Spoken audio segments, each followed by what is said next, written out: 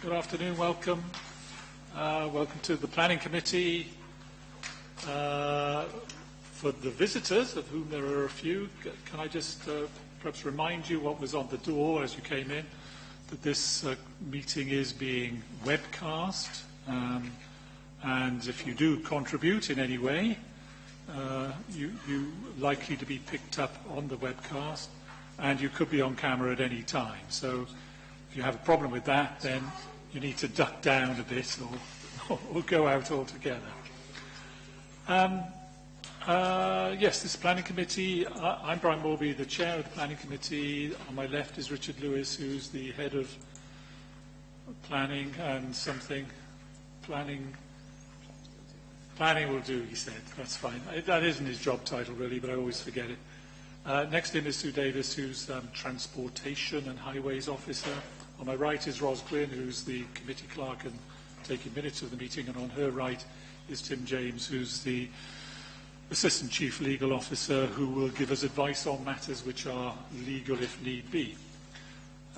We've had some apologies, I know, from Councillor Tomlinson and James, Pam Cameron. Any other apologies, please? Councillor Len Constance, please. Thank you, Chair. Len Constance, Jessica Powell, Deputy Mayor, and Councillor Ashley.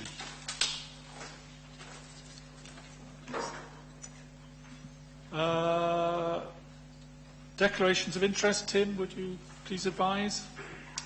Thank you, Chair. Yes, if I can remind members, please, that any declaration should be recorded in the attendance register. The declarations I'm aware of, Chair, are in relation to agenda item 6, the planning application relating to the race Pontypool, and in relation to that application, I think Councillor Parish, you wish to declare a personal but not prejudicial interest on the basis that you're a member of the Pontypool Community Council who were consulted upon that application. Is that correct? That is correct. Thank you very much. And I think, Councillor Taylor, you're in the same position. Is that correct as well? That's correct. Thank you. I'm not aware of any other declarations at the moment, Chair. Thank you. Thanks, Tim. Any other declarations that members want to give? Okay, thanks.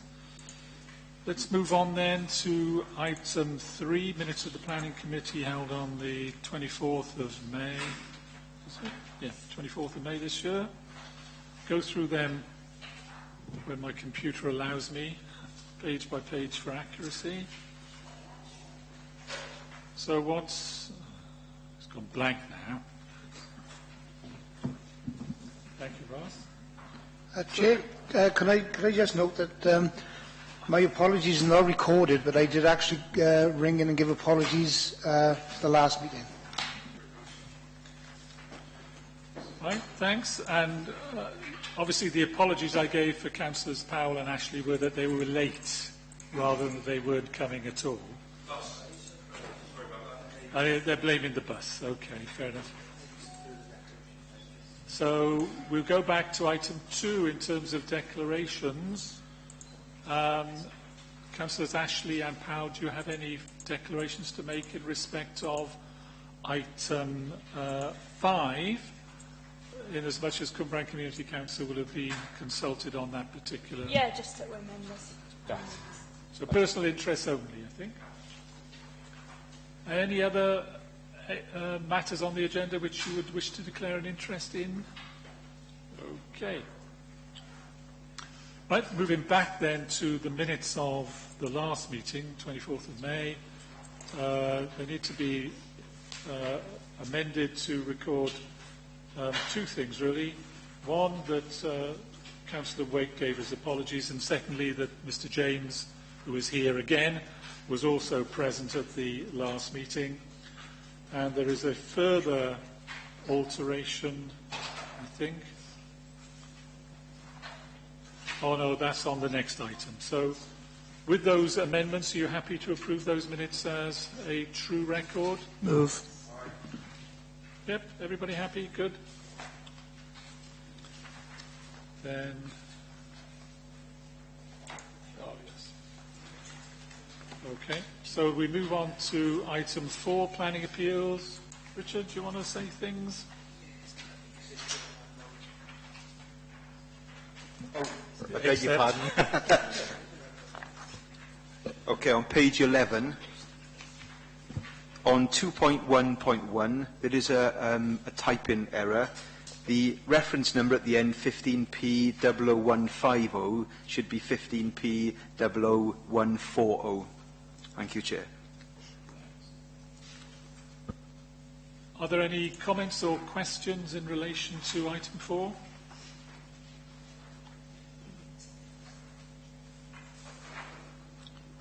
Happy to note that report? Good, thank you. So let's move on to item 5, which is planning application 16P00124, which relates to reserve matters at Lantarnum. And Rebecca is going to give a brief description of the layout, and we'll be there to answer any questions you have. So, Rebecca, please. Thank you.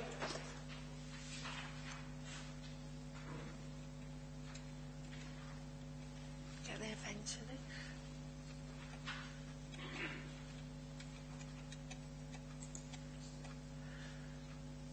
Right, thank you. So this application site forms part of the Lantarnum Strategic Action Area, which is an allocation in the LDP for residential, employment and commercial use. Outline consent was granted for this site back in June of last year, June 2015. This is the indicative master plan. So this application is a reserve matters application for the first land parcel of that wider development area. So this is Newport Road here, Cumbrian Drive, and it's this land parcel in here that forms the part of this application. So reserve matters is sought details of access, appearance, landscaping and layout. This is the layout and the current application, the current submission. So the scheme includes 102 dwellings, a mixture of dwelling types, 15 affordable dwellings, which are these properties here. When the original scheme came in, properties along this route were facing directly out onto this access road here, which will eventually join into the employment land to the north. So through officer negotiation, we got that scheme rejigged in that location so that all properties now access via the residential rather than sharing a route in with industrial traffic. So the main access in here, that road, I don't know who's been on site lately, but that road has been constructed already into this access here off Teacock Lane. There's quite a bit of public open space on the site. You can see this large buffer here, which separates the proposed dwellings from properties on Teacock Lane and Pentra Lane. And you can see within that public open space a children's play area, a lap leap. There's also this landscape buffer along the northern boundary of the site where there are mature trees which would be retained, and that forms a wildlife corridor through the site. And a separation from the employment land which will hopefully come forward to the north. There haven't been any real objections to the statutory consultees in response to this application. Highways are happy with it, ecologists are happy with it. Cumbrian Community Council have objected to the scheme, but these are largely strategic matters that have been raised, such as sort of filling in the gap between Newport and Cumbrian, or whether the wider highways infrastructure can accommodate this development. Now, all those issues have been considered under the outline, so we're just looking at detail. And we've received 3 letters from local residents objecting to the scheme, and these are addressed and considered in the report. So, just some examples of the house types on the site and some photos. So that stood at the access to the site off Teacock Lane, looking across to the west. And then that here, that's the access road that I was saying has been constructed. So that's Newport Roads there, and this is the route through, and the commercial centre will be there. And then this there is looking down Teacock Lane. That'll be the access to the site. So that's stood by where the road's blocked at the moment. And this area will actually be retained as a pedestrian route through, hopefully to the new commercial core later on. That's it, thank you. Thanks, Rebecca. Any questions? Councillor Seaborn? Thank you, Chair. I was on the site meeting going back last year, and I believe that there were some concerns raised about the wall. All right, yeah, the wall's on the another land parcel. So if I go back, oh, there. So the wall is on the other side of Newport Road, on that side there, and runs up that boundary. So that isn't a consideration of this application.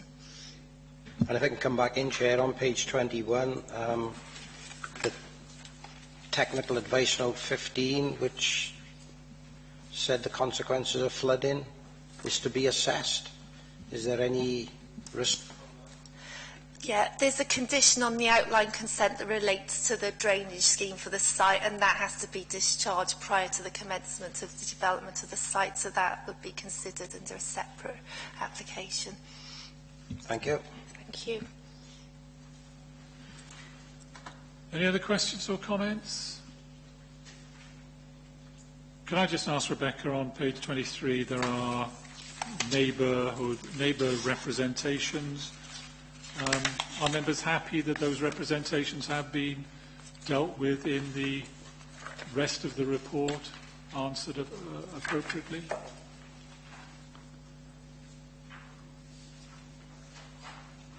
Nobody's unhappy? Okay.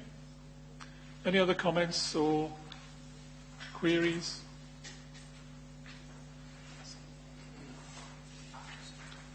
Are you ready to make a decision? Would you like me to move the recommendation, Chair, subject to the... I don't know how many there are. Subject to the conditions within the report? I'm happy for you to do whatever it is you want to do, Councillor Seaboard, so you're moving the recommendation subject to the conditions. That's seconded by Councillor Waite. Anybody disagree with that? In which case you can move an amendment. Otherwise, we'll go for the vote. All those in favour, please show. That is unanimous. Thank you very much. Thank you, Becca. Thank you.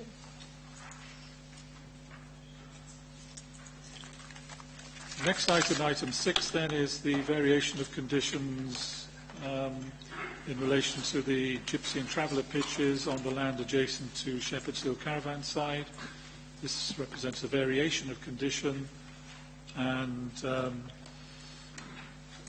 Adrian Wilcock will describe what is being proposed. Thank you, Chair. This site was allocated in the adopted Torvine local plan for 32 gypsy traveller pitches.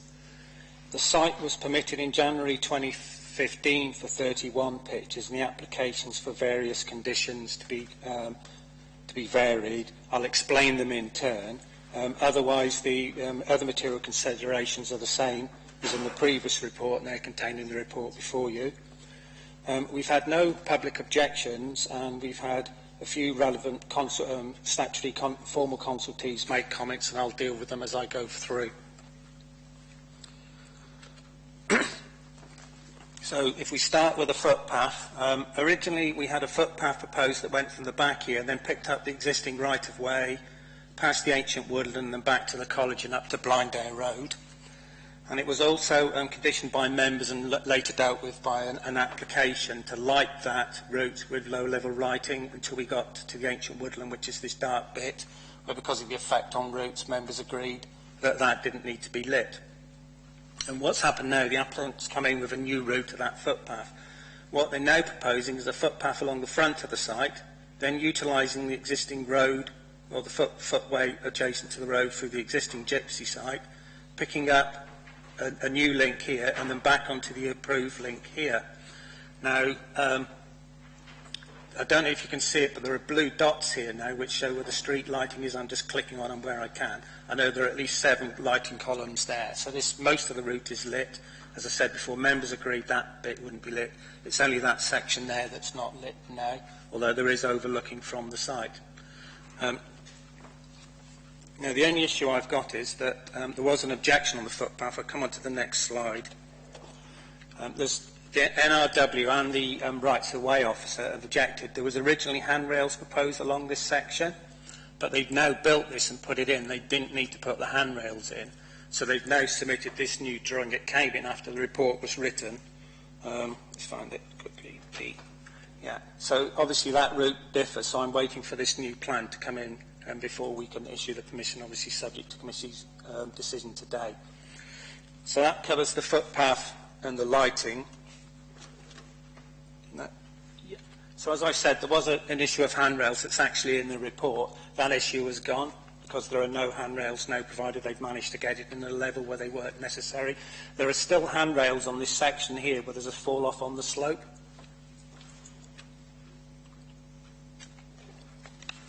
Sorry, one more thing. The other thing, we've had an objection from the Rights of Way officer. There were bollards, barriers here to prevent motorcycles entering the right of way. They are not proposed in the current application. So we've conditioned that it's probably on this route somewhere here that an A-frame barrier or whatever design is put in. So that's going to be conditioned now to deal with that objection. All right, this is the next thing that's changed. Originally we thought there was a culvert starting here, somewhere under the site. We didn't know where it was. What happened, they carried out site investigation, and what we found was there was actually an open drain that went here and then went into that existing culvert that got blocked over time. So this is new drainage proposals. What they're going to do is pick that culvert up with this blue line here, take it through the site into the existing stormwater sewer.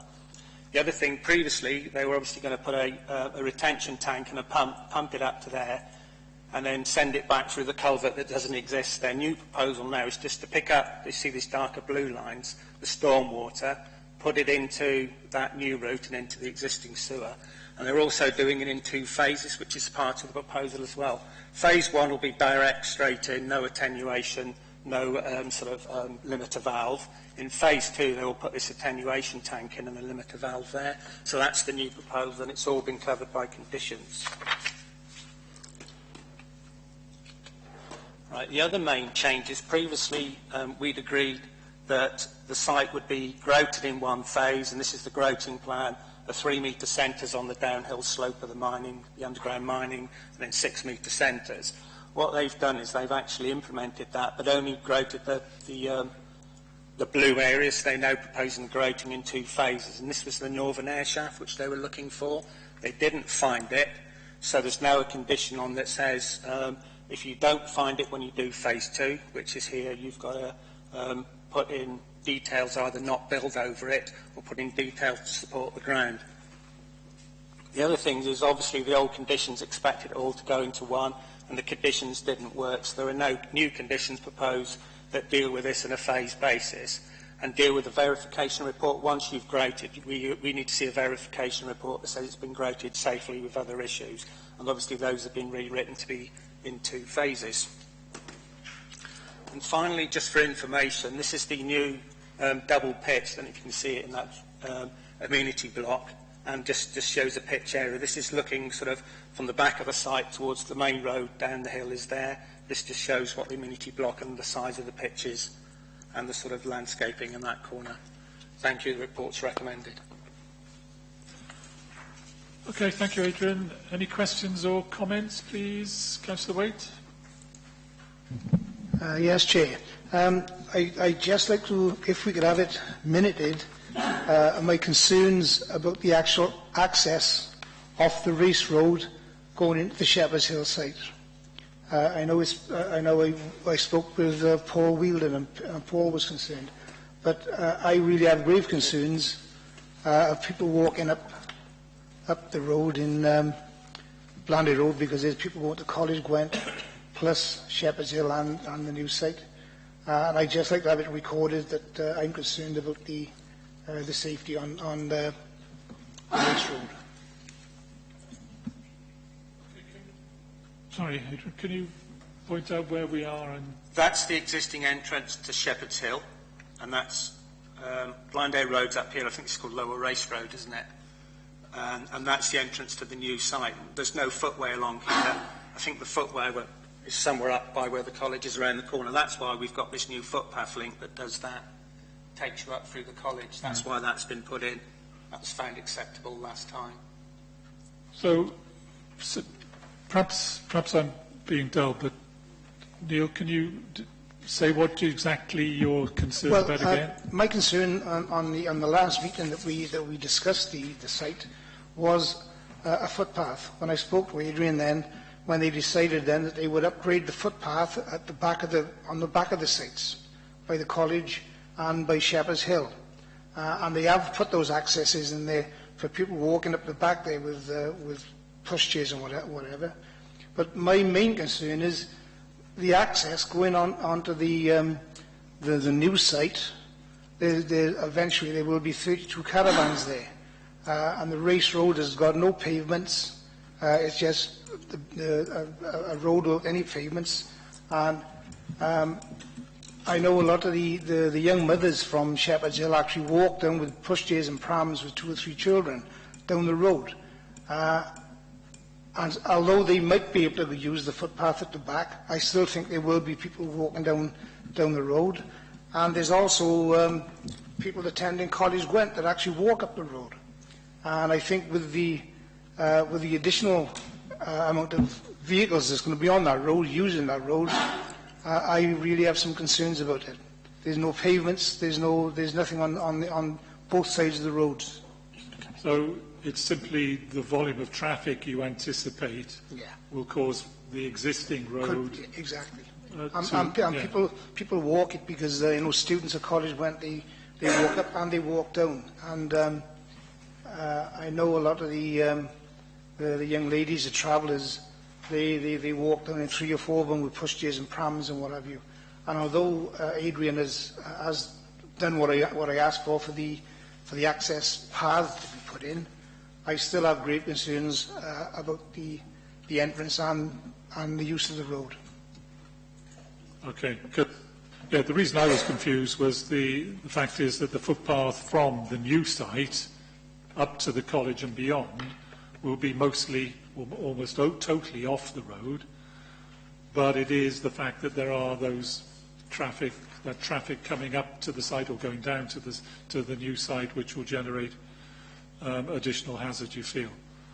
Right.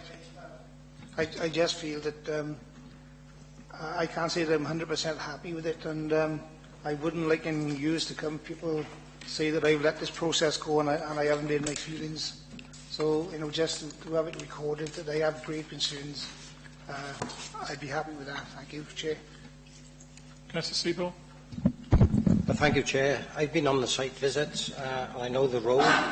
I have travelled it in the past and recently, and I support Councillor Waite's concerns about the access and the travel and visibility of the road for the public.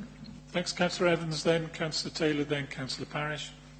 Thank you, Chair. I think we all share the concerns about the implications with the traffic and people using pushchairs and prams.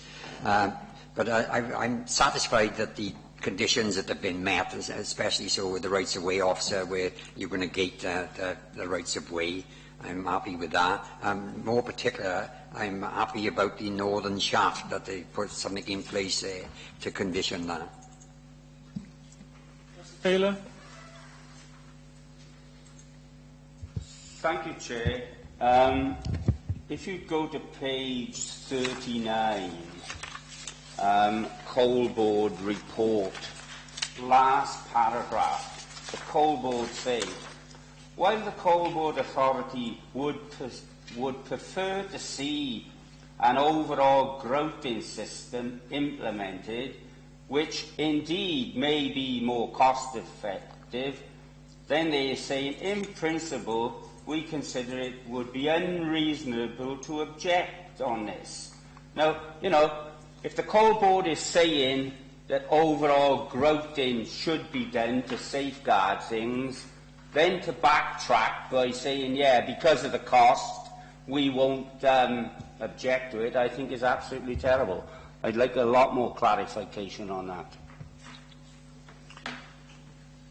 Mr. Parish, is that the same topic you were going to talk about?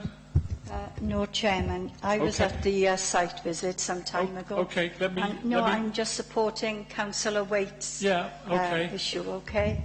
Fine, okay. I was just trying to deal with the issues in turn. Adrian, any comment on Councillor Taylor's? Yeah, I mean, the Coal Authority have not objected.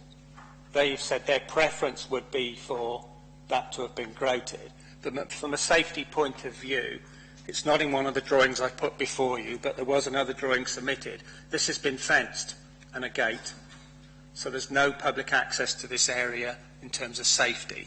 The safety of walking over mines, it's safer to walk over mines than fly in a plane or anything. You know, nobody's been killed with subsidence. So from the details they submitted, it's in one of the phasing plans of fencing that. They've made that area safe, and it's just the preference, and as I've said, they've not objected. Right. And Councillor Parish, you were concerned, or you were supporting Councillor Waite's concern about the lack of a path in respect of the additional traffic. It's the lack of side pavements on that main road. At the site meeting, it was a huge issue with members. We were all very concerned, and I think Councillor Waite has got a good point. It really is unsafe for small children to be walking down that road. Well, yeah, in a minute. But let's just be clear. Small children shouldn't be walking down that road on their own. That is the responsibility of their parents or guardians.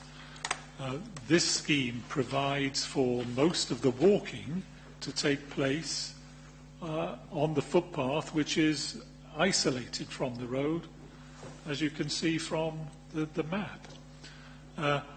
Councillor Waite's point was that the site itself will generate additional traffic for those other pedestrians not associated with the site who need to walk down the main road.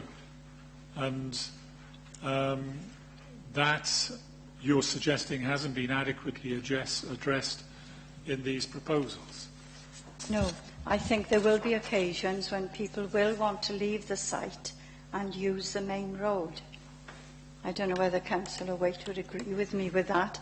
I think what's been done, yes, is good, but I don't think it goes far enough. If I could again, Chair, just to come back in, just to try what Adrian has suggested with the footpath, that's ideal for Shepherd's Hill, but this camp is below that again, and whether people in bad weather will walk up through the lanes and come up virtually by the race club, and I think that because people have been used to going down the race road and into town, and I think that people will continue to do that. Okay, Richard, do you want to say anything? Just to make it clear, really, that the application for the 31 pitches has been approved and the access details have been approved, and it's obviously been implemented, so the previous permission has already been implemented. We had approved previously the footpath going around the outside of the site.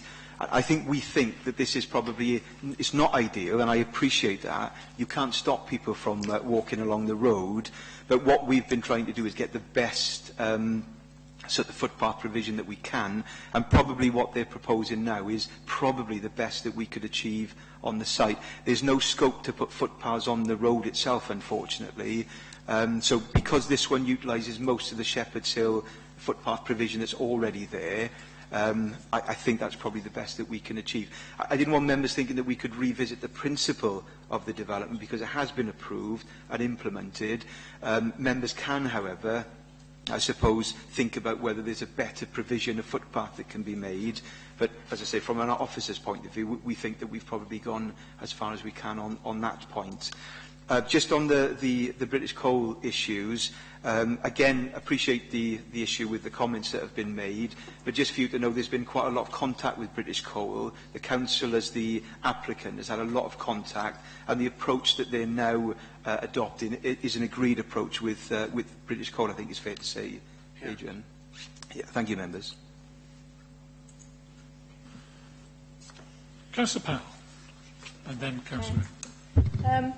Yeah, still on the path. I don't mind. I find it quite confusing. I don't know the area that well. One, is it intuitive that people would use this path, and is it just for people using the site, so there's no scope for people at the college? Like I said, I'm not overly familiar with the area. And also, now we've moved it with the lighting, because obviously we weren't going to light the forested bit, or the woodland bit, but is there less or more lights than there was in the previous proposal? All right, in answer to your question, young children, mainly from this site, because I've spoken to the site people, are taken to school by their parents. Pontymoyle School, the local school, was gone, it's been closed. I've mainly seen youths going to the college. They cut through the woodland and use this path anyway. While this bit's in, this bit was being built when I visited on the 8th, and it's quite a nice slope. It will be a nice path to use. I can see it being more attractive to people on this site and the new site, rather than going up there if they're going that way to use this path. It's a nice route. It's quite level. It's quite long because it's contouring across the slope. Any other question? On the lighting, is there? Yeah, the lighting, sorry. In my view, this is better lighting. And the other important point to me is the amount of overlooking. Where before people were sent at the back, other side of a hedgerow, now they're coming through here. One of the residents said it's good, there's no more overlooking. He considered it be safe for people, especially walking through here, coming through. When you get to this point, the public probably won't come in because there'll be a sign telling people that the public footpath, well actually it's here, isn't it? It's a new path. Maybe you'll take the next one. The public footpath just carries on down there. Councillor Evans? Thank you, Chair. I wondered if we could, and I hear what you say, Richard, about it's already approved, really. I wonder if we could attach another condition to perhaps include some low-key traffic calming measures or signage, or even reduction of speed on that area. I think the problem with that is because the principle has already been, the application, not the principle, sorry, the full application has already been approved. We are trying to fit this now retrospectively, and this application is really about varying the conditions that were on the previous consent. So the issues of calming and whatnot was looked at previously. It was approved without those calming measures on the basis that the footpath going around could accommodate people. Can't force people to use it. But as I said, I think this newer footpath, the new proposal, is a better proposal than previously. But we couldn't use this application to impose conditions that go back to the principal application that was approved previously. That doesn't stop the council from looking at it as a council, but the planning authority, because of the applications to do a variation of conditions, none of those conditions relate to the actual highway side of it, if that makes sense. I hear what you're saying, Richard, but I still share the concern that Councillor Neil Waite has made in this regard, that it's an historical route and it will be used in the future. I think what we could do, if members wanted, is make that point to the applicant, to the council as owner of the site, that members were concerned about that, and if there is any way of making that particular bit safer, the council ought to look at it. But it would be outside of the planning process. So we could do that. Councillor Ashley? Practical I mean, I have been on the site visit, and it is horrible up that hill. There's no two. I'm not rather inclined to agree with Councillor Waite on that, but I think you've got a practical problem. You've actually made best use of what you got there, and if people are using it, that's great. But the practical use of footpath roads, if you actually walk in the countryside, is somewhere to get out of the way, and I wonder whether there's any aspect of up that road, areas where people can, when things are going up and down there, if there is any sort of refuge areas that they're not footpaths, but areas where you can get out of the way, if there's strategic that people can duck into, because having lived in the country myself, areas, and you're looking like you know what I'm on about, from living where you've lived in the past, places where on a road like that you can logically walk up it if you have to. Ducking areas is the art of walking up a country road, and you come from Cornwall, you know what I mean.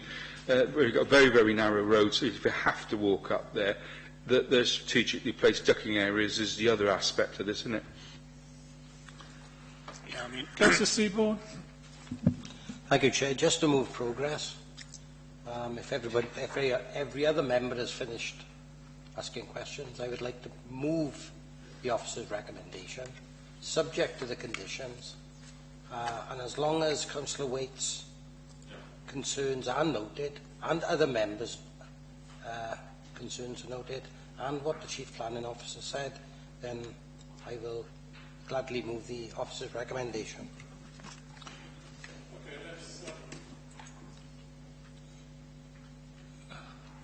Councillor Taylor. Chair, I hear what you say, what the Coal Board says, but I am sorry.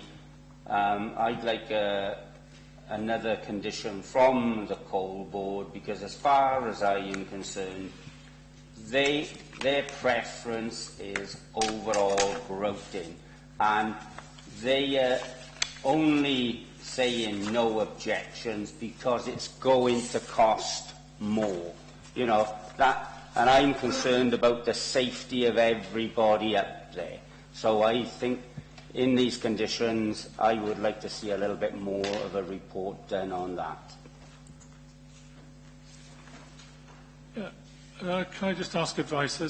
Was the grouting issue dealt with in the previous report which was being agreed? Yes, it was, but previously, let's go back a few, previously agreed for the whole lot to be grouted in one phase. Okay, what the Coal Authority is saying, you grout that, you come back at that. They're not saying because of cost, they're saying it's going to cost the council and the applicant more to go in 2 phases to fix it. That's what they're saying. That's, you know, they would like to go fix, but, you know, this is safe. They haven't objected to it. You know, they said it would be, let's find the quote, it would be unreasonable to object. You know, that is safe. Where the building is safe. And, well, once we get the verification report, obviously see it is safe. But that will be safe if it's been done properly. And I think that's the key from them. It's been fenced, so public access to that is restricted, there's no footway.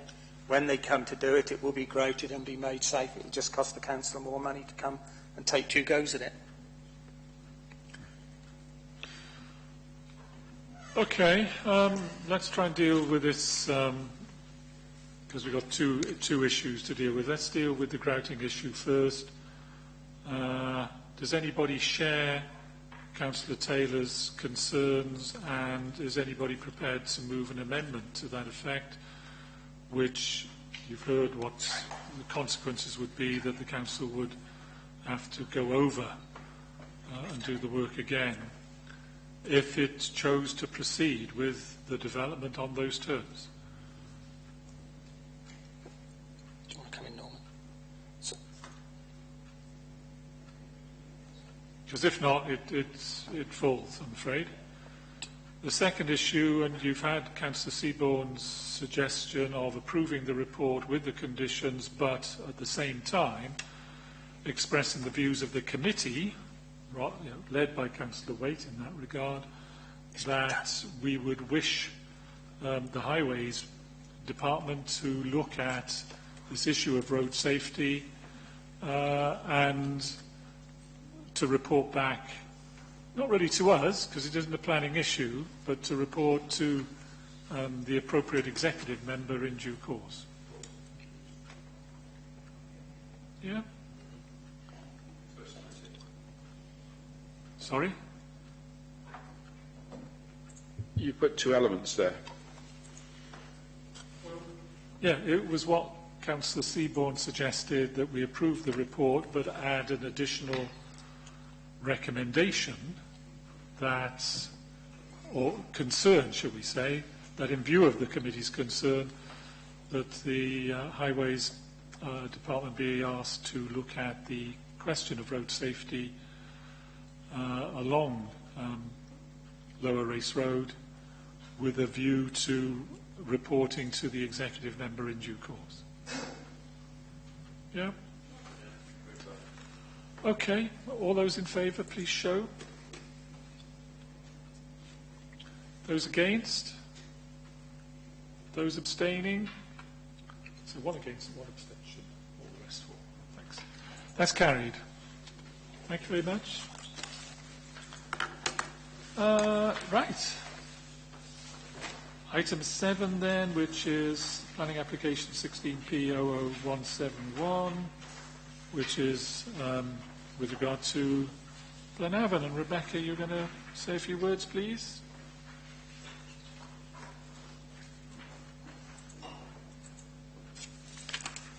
Woodland View. So, planning consent was granted in 2006 for 112 dwellings on this site. Here's the originally approved scheme. And the Section 106 was attached, which included the provision of £30,000 towards leisure and recreation and 12 affordable units. The initial developer had financial difficulties, so development stopped after a short while, and then the current applicant came in and took over the site in more recent years, and the scheme's currently being constructed. The applicant has come in with this application to ask us to vary the Section 106 so that £30,000 leisure and recreation payment and the 12 affordable houses requirement is removed from the Section 106. Quite detailed financial information in respect to the development has been submitted in support of this application. Our forward planning team have undertaken a viability assessment with that information, and they confirm that the requirements as detailed would render the scheme unviable. So we're recommending that the Section 106 is varied to not require those contributions. It's probably worth noting that in the initial phase of the scheme, one affordable housing unit was provided as part of the 106 requirement, but then Mellon came in and took over 4 of the units, so there is a provision of 5 affordable homes on that site at the moment, but obviously not the full 12. Thank you. Thanks, Rebecca. Any questions? Councillor Evans. Thank you, Chair. Yes, I appreciate there's been difficulties on this site, and first of all, it went very, very quiet because of the financial recession and what have you. But I'm both disappointed and concerned, really. Disappointed that the play provision can't be put in place, because it's particular concern to me, because the nearest play provision to this facility, the development, is nearly a quarter of a mile away. So I am very, very disappointed with that. And I'm concerned that all too often these are coming back to us for the same reasons that they're expressed here, and we have to approve them. I'm concerned that it's a bit of a pattern coming here, so I'm afraid I won't be voting for the officer's recommendation here. Anyone else? Councillor Furzer. Yeah, I have to agree with my ward colleague on this. You know, the absence of the play provision is very disappointing, particularly in the light of further developments in Blaenavon, again, without any of these facilities. And, you know, I think it's sad that these can't be put in place. Anyone else? Do you want any comment from officers in relation to... Yep. Yeah, I think the fact that they're losing the play provision on this, it was an offside provision, but for this area, which is sort of on the opposite side of the valley from the main town, is unfortunate. But the financial details show that it doesn't stack up. The Hillside School development, which is sort of away from this, but that does include play provision, so we are seeking play provision as part of housing the residential development, but obviously this is a difficult site to develop with high cost due to the slope of the land, the standards design that we require in the World Heritage Site, and there's a balance on this one, so that's why we're making this recommendation. Councillor Evans? Yes, I hear what you're saying, Rebecca, but surely a contingency should be set aside for difficult ground, as you say. I know it's sloping, but I mean, there should be contingencies put in place for this kind of thing, and so I don't accept that argument. Okay. Anyone else? Okay. What's your wishes then, folks? Anybody want to move anything? Councillor Evans? Yes, Chair, I would move that we don't uphold this officer's decision. It's not a decision, Councillor Evans, it's a recommendation. Sorry, correct that recommendation, Chair. Is that seconded? Are there any amendments? Okay. We'll think about that whilst Richard asks whether the intention, Councillor Evans, is to deal with the affordable housing issue as well. Are both issues? What's your concern? Or? My main concern is about the play provision aspect, Chair.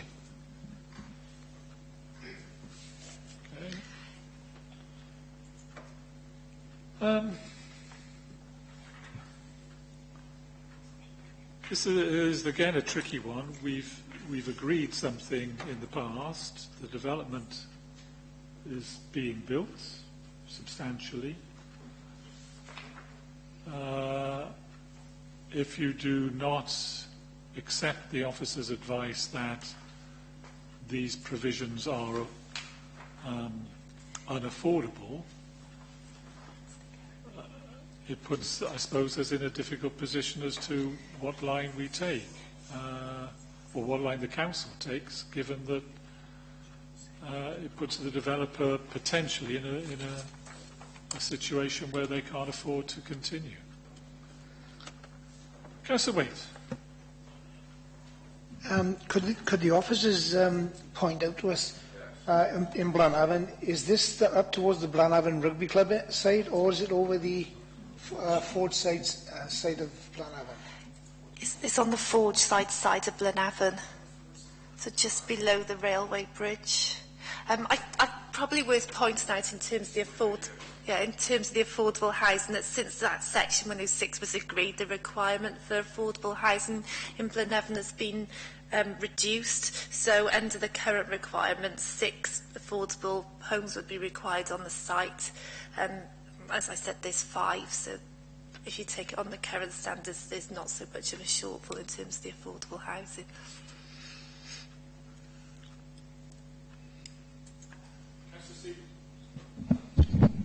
Thank you, Chair. If I move this recommendation, can we have it noted that members show their disgust, as you could say, in the lack of, to the developers on the lack of a play provision?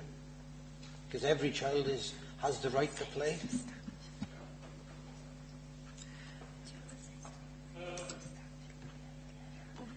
We can note whatever we want to note. Technically, though, you'd be moving an amendment to the motion put forward by Councillor Evans.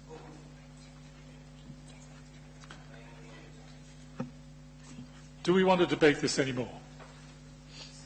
Councillor Powell. Yeah, Brian, as you're in charge, you can tell me on the process of this. So we've got an amendment to vote totally against it. No, a motion to vote totally against it. So can I amend it that we vote in favour, but we want them to look again at play provision and come back to us with something?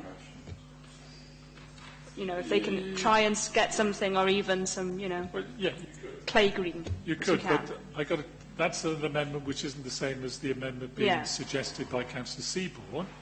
Right. And I've got to take them in order, so that may be potentially okay, depending on where we get with the various suggestions that are being made. So let's deal with those. Okay. Yeah. Councillor Taylor. Chair, could this not be deferred until the developers are talked to and, you know, see what they say a bit more about it, and then bring it back to another planning committee? Well, Maybe, but you're asking the developers or the officers to engage with the developers, which has already been undertaken. That discussion has already taken place, and that's the basis on which the officers are making their recommendation to you. I think we need, if we are going to do anything other than simply approve the report, which I take it not everybody is happy with, is we've actually got to be a bit more proactive and say, this is our position, and we instruct officers to go back, if that's the appropriate decision, to do whatever it is you feel ought to be done before this matter is concluded. Councillor Burnett. Thank you, Chair. Yeah, any question for the officers? I mean, with the 106, it's been agreed, then it's just an amendment to it. Could this set a precedent for other builders to say, well, we can't afford it? What's it showing to other developers if it came along? Again, this is the second developers on site. And I see what you mean, Rebecca, as well. It stacks up the cost of it all. With this opening up a can of worms then for other developers, say, well, you know, we've set it, but we find it difficult now, and we can't afford to put these provisions in. Adrian will probably come on into this after me, but the viability assessment is quite scrutinised, so there's a set agreed way of doing it, and it's given a lot of attention. So very often developers come to us and say we can't afford to provide this or that, but we scrutinise that. But Adrian actually undertook the viability assessment, so it's probably worth him just giving a little summary on the assessment itself, which I think would probably be helpful to you. Yeah, I mean, I've had a long conversation with the developer, sort of looked into their books. I think the issue we've got is, for Blenavon, this is quite a large development. So when we set policy and we ask for all the 106, I mean, for example, we'd expect 1650 a square metre in sales. It's only 1500 on this site. The developer's build costs are quite excessive compared to anyone else. He's got a problem of selling properties. Normally a developer will sell 30 a year. He's aiming for one a month. And that has a massive effect on viability. This site is really negatively viable. I think other sites in Blenavon, if there were smaller properties, would be more viable, and you'd have more chance of getting something out of them. I mean, even there was a distressed sale, and he bought the land for 125,000 at a distressed sale, and it's still not viable. I mean, normally we allow developers 17% profit. This is way below that. I know some sites have been built and either made a loss or very hardly any profit. And that's the reality we have. Our national policy requires us to consider viability. We've set viability at 17% profit for a developer, and as I said, this site's way below it. I mean, the spec is excellent, but the developer's having to spec it up to sell them, so it's catch-22. I think a developer, would probably challenge that. It is going to be so difficult for this developer to build in Blenavon at such a site. Oh yes. I mean, the developers got other sites, like Commodore Hotel in Cumbrana, which are much better for them. It's that combination of size of dwelling, difficult site, retaining walls, all those other things, slow sales, all of those things that are not helping viability. I'm going to ask Richard to say a few words first and then come back to you. Really, just to endorse what Adrian is saying, is that this scheme was approved back in 2006, and we're in a very different position then. It started, so the scheme is progressing, and then it stopped for a while.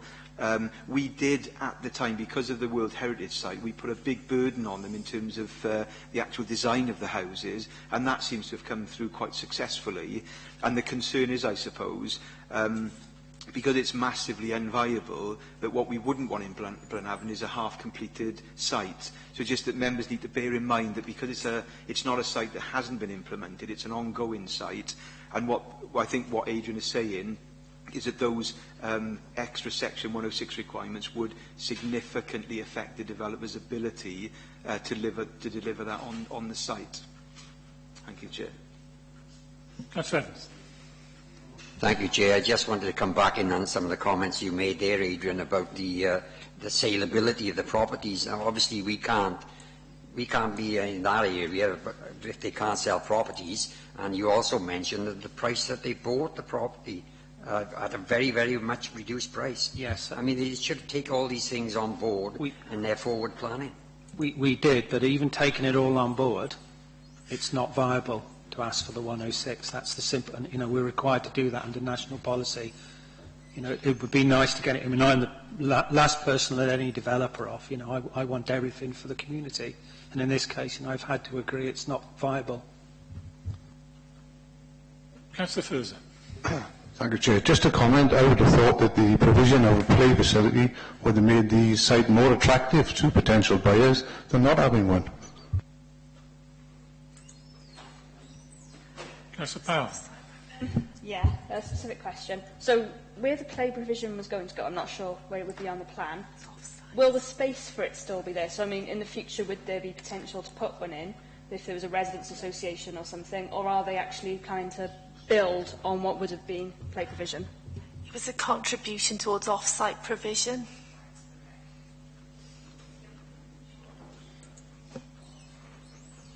Okay, we have two potential amendments to the motion which Councillor Evans put earlier, that we don't approve the report, basically, and that we ask the officers to go and talk to the developers accordingly.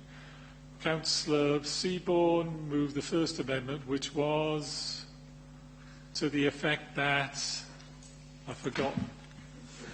Frankly, we approve, but with the disapproval of members over the lack of a play provision. And every child has the right to play in a safe environment. Yeah, that's what technically is a bit of a pious motion. Because you're saying we don't approve, but we don't actually do anything about it other than say we don't approve. Well, we do approve it, but we're not happy about that. And yeah, you can say that. Whether that actually is an amendment, I wonder whether you might want to withdraw that in favour of Councillor Powell's amendment. I withdraw it, Chair. Councillor Powell, can you remember what your amendment was?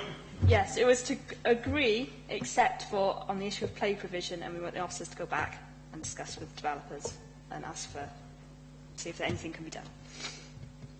But in better wording.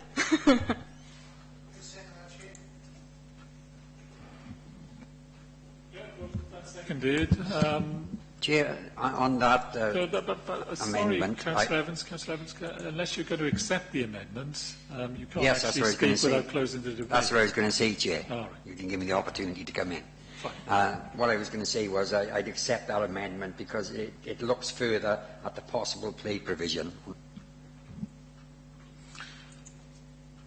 Okay, so we have an amendment which has been accepted by the move of the motion, which makes it the principal motion as things stand. Is that, I think, seconded? I think Councillor Evans, in effect, has.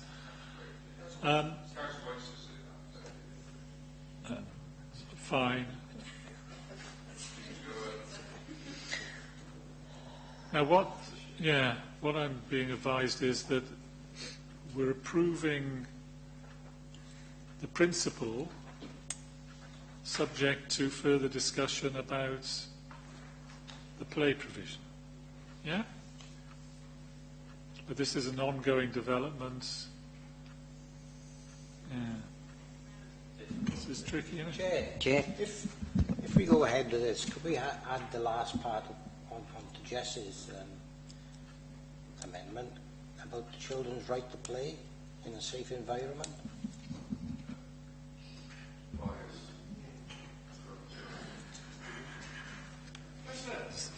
Chair, with Jessica's agreement, would it be easier to defer this until a discussion took place about play provision? I think that would be much easier to do if you're in agreement with that.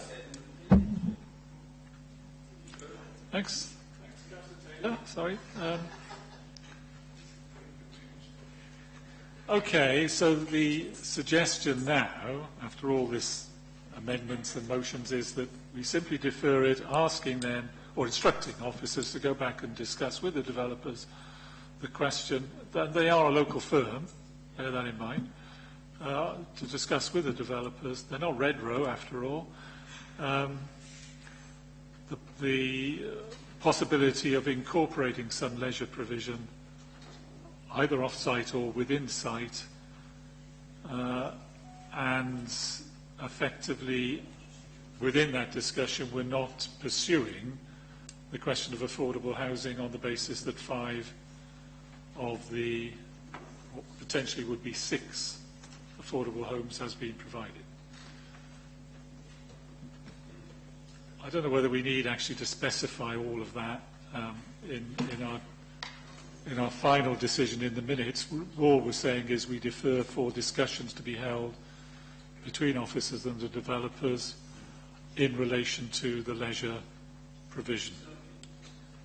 Yeah?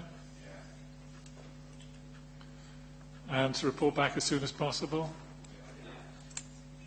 Okay. Fine.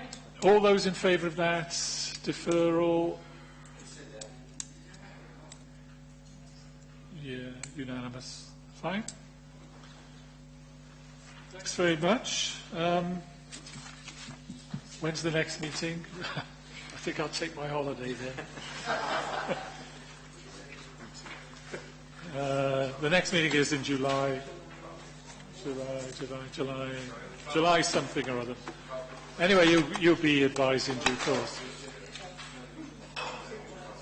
Tuesday the 12th of July. Okay, that's been interesting. Thank you very much. Cheerio.